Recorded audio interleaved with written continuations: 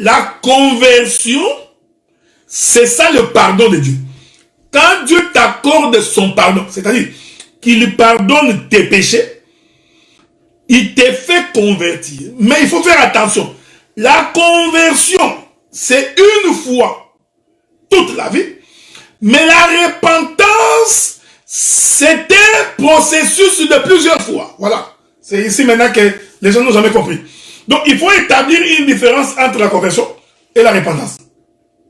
La conversion, quand tu étais païen, quand tu ne connaissais pas Dieu, Dieu te rencontre, ainsi tu es converti. C'est-à-dire, tu sors de l'Égypte, tu sors du monde des ténèbres, tu sors du paganisme, tu abandonnes. Mais comme tu as une marche à faire, de l'Égypte jusqu'à Canaan, au cours du chemin, c'est alors que tu passes par plusieurs repentances. C'est-à-dire, je vais expliquer dans des termes clairs, c'est-à-dire que quelqu'un qui est sorti de l'Égypte, nous lui avons enseigné la parole. Nous lui avons dit de croire en Dieu. L'homme croit, il dit j'ai accepté le Seigneur. J'abandonne le monde, il vient à l'église. Mais le péché ne va pas l'abandonner immédiatement.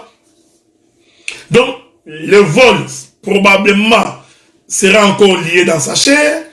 La cupidité, c'est possible. Les mensonges. Donc, c'est-à-dire que chaque fois que nous marcherons, une fois qu'il abandonne le vol, en fait, il vient de se repentir. Et il continue la marche. Le lendemain, il va abandonner la calomnie. C'est de la repentance. C'est pourquoi la repentance est pour les enfants de la maison. J'aime ça. La repentance n'est pas pour les païens. Un païen ne se repent pas. Mais un enfant de Dieu, c'est quelqu'un qui se repent. Je vais aller doucement dans les termes les plus simples, frère.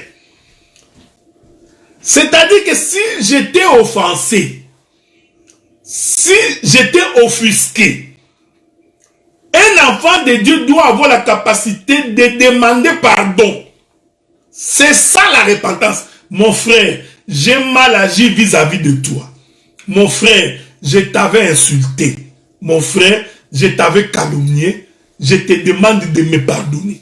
C'est la repentance. La repentance est un don que Dieu donne à ses enfants. C'est pourquoi je dis, celui qui ne se repent pas, il ne s'était pas encore converti.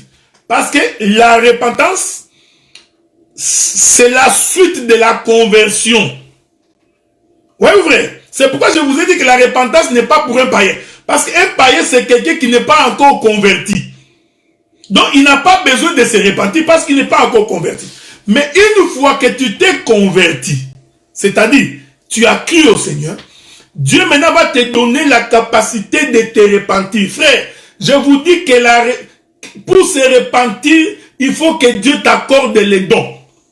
Si le Saint-Esprit ne t'accorde pas les dons de te repentir, il est difficile pour toi de te repentir. C'est pourquoi vous allez voir, il y a des gens, il est incapable de demander pardon. Incapable. Vous posez la question, vous dites, mais pourquoi cet homme ne peut pas demander pardon? En réalité, c'est parce que c'est un inconverti. Donc, un inconverti, il trouve que si je demande pardon, c'est comme si je m'humilie. En demandant pardon, donc, c'est comme s'il va monter sur ma tête, tu vois. C'est un inconverti. Donc, la repentance, je répète ça, frère. Si quelqu'un te demande pardon, c'est un enfant de Dieu. Et cela prouve qu'il a la sémence de Dieu. Il n'y a que le diable qui ne se répand pas. C'est normal. Parce que c'est un inconverti. Donc, un païen ne peut pas se convertir, ne peut pas se repentir. Mais la repentance est pour un enfant de Dieu. Quand tu as commis une erreur, tu te repens, tu demandes pardon. Et j'ai dit, frère, la repentance, c'est demander pardon. Je vous ai dit que je serai dans la doctrine aujourd'hui. Quand tu as offensé quelqu'un, tu demandes pardon à cette personne. Il y a des gens, toi tu as insulté ton frère, tu l'as insulté.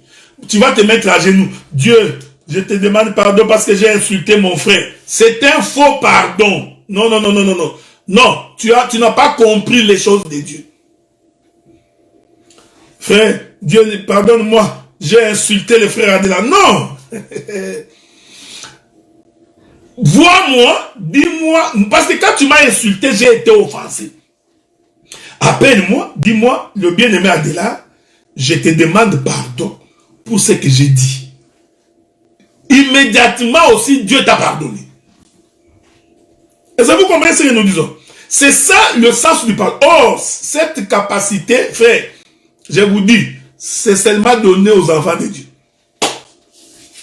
Tu verras quelqu'un quand il est inconverti, quand tu lui demandes pardon, lui il croit qu'il est devenu plus grand. Ah, tu vois frère, c'est lui, hein, il est venu me demander pardon quoi. Il a compris, tu vois, il y pense, c'est un païen, tu vois. Lui il pense que le fait que tu as demandé pardon, donc toi tu es devenu petit. Donc, la repentance est pour les enfants de Dieu. C'est pourquoi vous allez voir frère. Même quand nous enseignons la parole comme ça, si tu constates qu'il y a des choses que tu faisais qui n'étaient pas conformes à la parole, c'est la repentance qui te donne la capacité de remettre ça en question. De dire non, non, non, non. Effectivement, ce que je faisais était mauvais. Je viens d'acquérir la bonne connaissance. Je me repens. La repentance veut aussi dire l'abandon. Tu vois frère?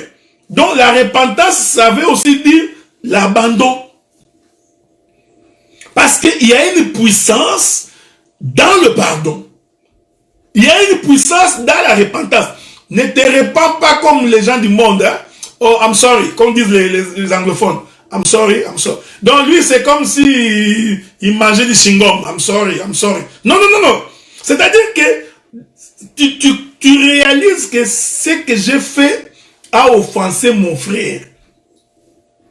Même si tu crois que tu as raison, même si tu crois que dans cette histoire, toi, tu avais raison, mais puisque ton frère ou ta soeur a été offensé, la moindre des choses, c'est demander pardon.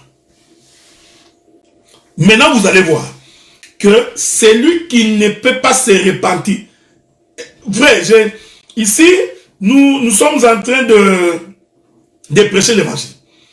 Donc, la repentance, ce n'est pas une déclaration. Ah, frère, pardonne-moi. Frère. Bon, frère, bon. Est-ce là encore? Non, non, non, non, je ne parle pas de ça. Hein? Je ne parle pas de Kiyanki. C'est la repentance, c'est quelque chose de très profond. C'est quelque chose de très spirituel. C'est-à-dire que l'homme est en train de sentir que ce que j'ai fait là n'est pas bon. Ok? Et celui qui se répand affiche même les regrets de ce qu'il a commis comme acte pour permettre d'obtenir miséricorde auprès de celui auprès de qui tu viens demander pardon.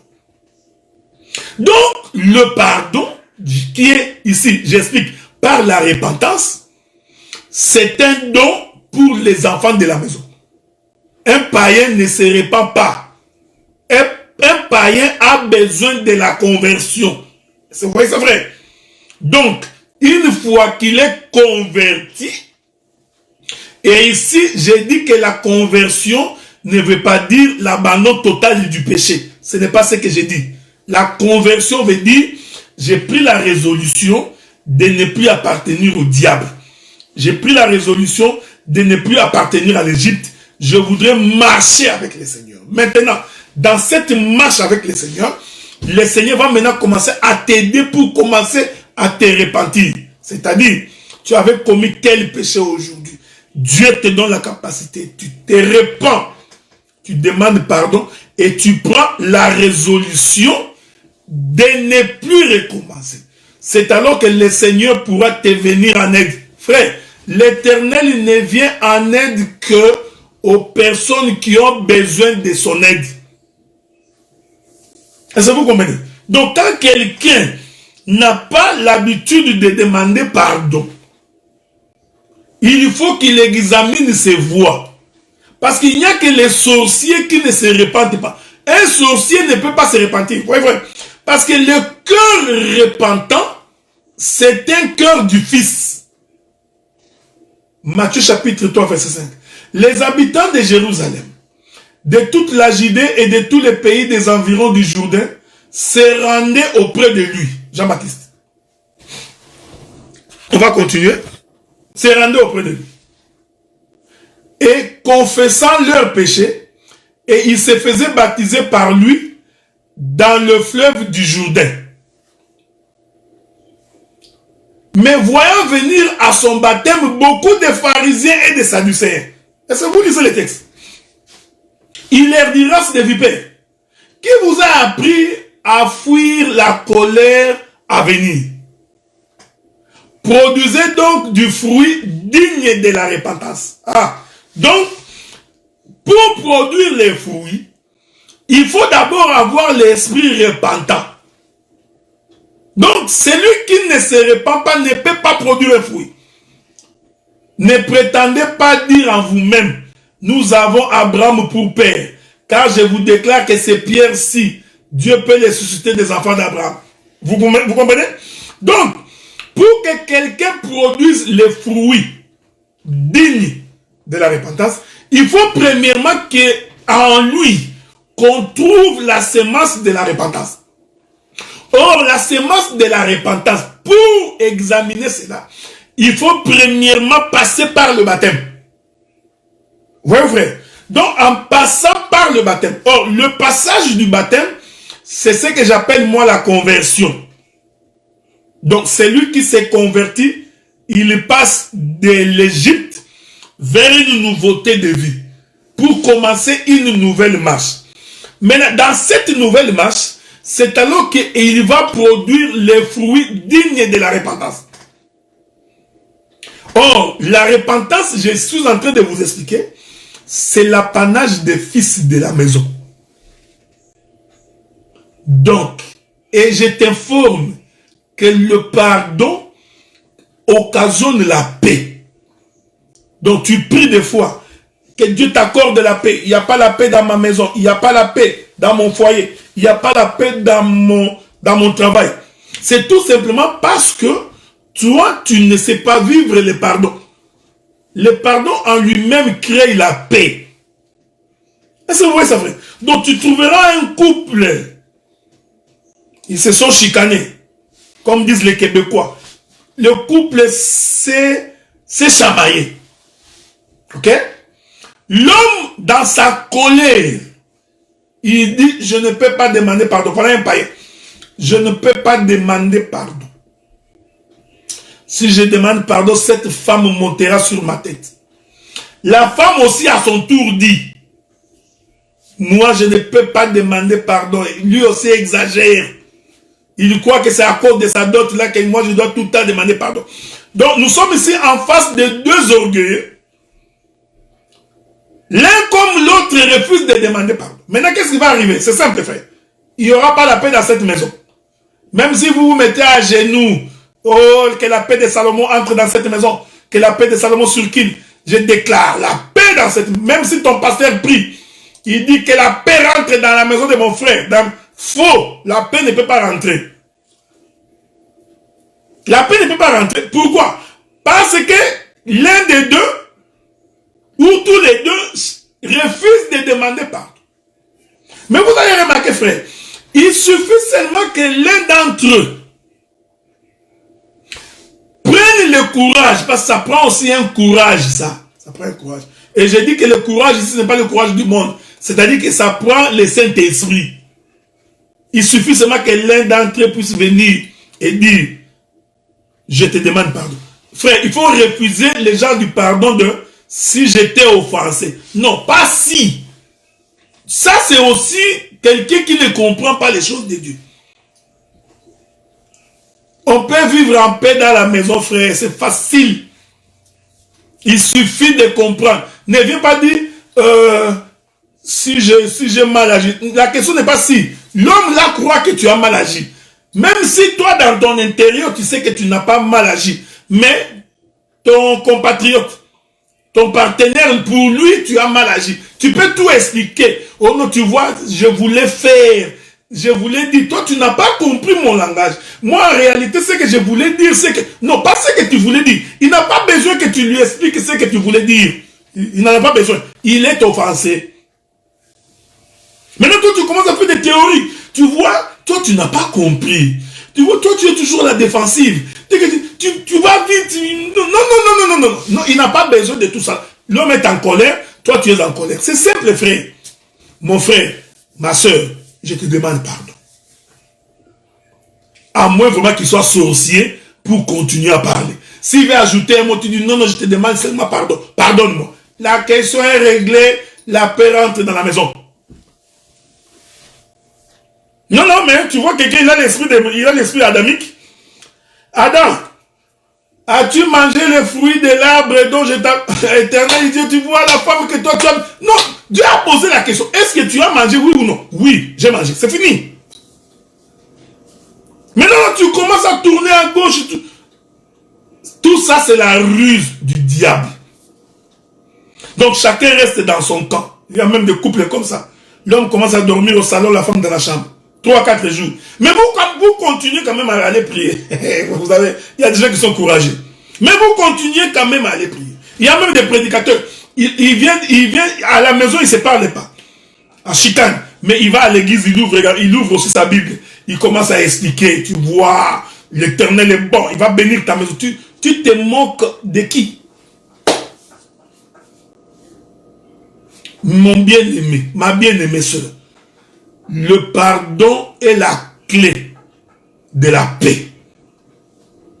Et il faudrait que ton pardon soit sincère. Et que ton pardon soit suivi d'un esprit repentant. C'est-à-dire de ne plus recommencer. Si à un moment donné, tu te rends compte que tu demandes pardon, mais tu retournes sur la même chose, dans ces cas-là, il te faut une délivrance.